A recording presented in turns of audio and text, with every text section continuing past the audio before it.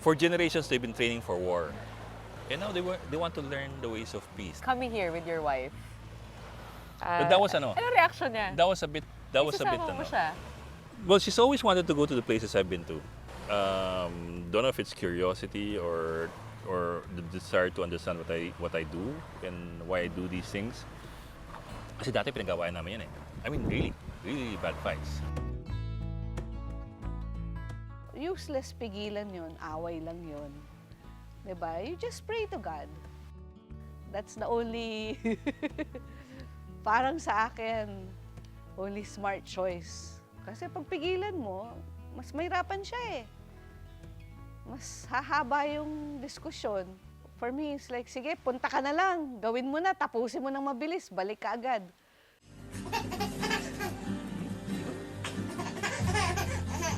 Leaving your daughter must have been the hardest. At the start, it was hard for Ellie to figure out what I was doing.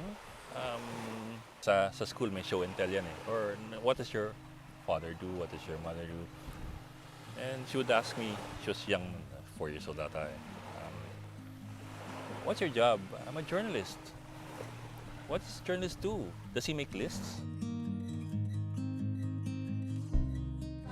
Why are you wearing my boots? Oh, I like it. Can I see? How did you, or how are you, making it up to her after all these years of being away? And I don't think I'll ever be able to make it up to her or to Ellie. I can never imagine what it was like for them. I just hope they somehow found a way to understand things. I mean, it's really hard to live with live with reporters. Let's look at their face, that's why. My dad is such a stinky bear. That's not true. It is so true. That's not true. What did you say a while ago? You said you're a stinky bear. No, I didn't. What happened to her? What happened to Ellie? Ellie passed in 2017 from an aneurysm. As in, biglaan talaga. One moment healthy, next moment found her in the bathroom, passed out, wala ng pulso. So it was quick. It's exactly the way I'd want to go. She would have been Amin's age. Mama, What's a rabbit? bored. Wow. So there's a lot of things that make me feel that she's telling me I'm still here. Simple things like the dragonflies in the waterfalls yesterday. Come on! Parang it was her message na if I could, I always wish that she would feel our love still. And parang yesterday, she was telling me that she does. And we're headed the right path. One day. And she kept us together. And she gave us something to work for and to live for.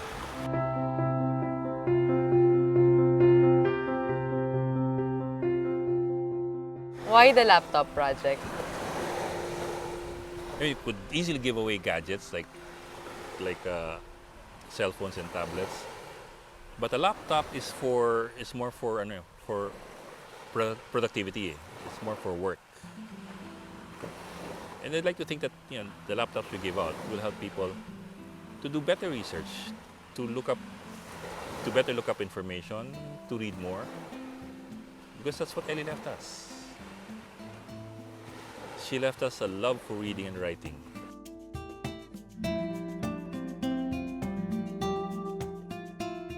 And now, how do you keep her alive?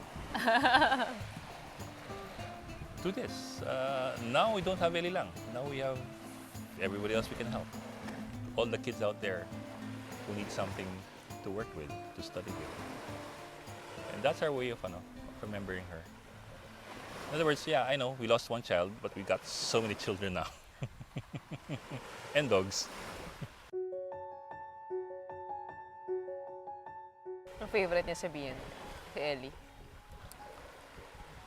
Inconsequential details. That's also how journalists are supposed to work, eh. You weed out the inconsequential details and pick out the important ones. So nilalaban mo talaga yung storyang dito? Yeah. Para magpunta rito? Yeah. And sometimes people ask me, ba't mo ka na pupunta? Hindi pa tapos yung story, eh. It's really hard for people to understand why we do the things we do, eh.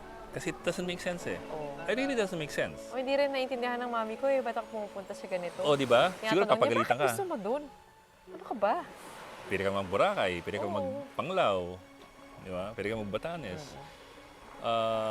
So many places to go to in the Philippines. Why come here? Because this is one story that needs to be heard.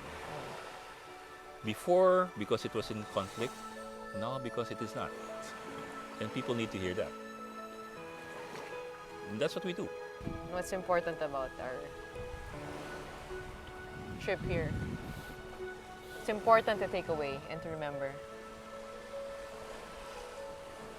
We wrote the story of Basilan 20 years ago. We started writing it in the national media. And maybe it's time to take a look back and see if we're still writing the same story or if we need to change the story. Kasi this time nga, parang the people of Basilan should be allowed to write their own stories. And tell it the way they want to tell it. It shouldn't be from our point of view anymore. It should be from their point of view. Because they write it better. And the stories are getting better.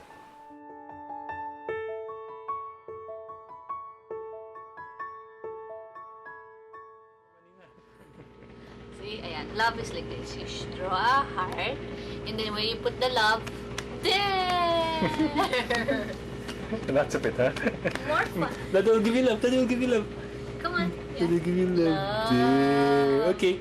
Where'd you put it? Okay, there you go. Yeah. Rather than money. Money is Don't not fun. never ask for money, huh?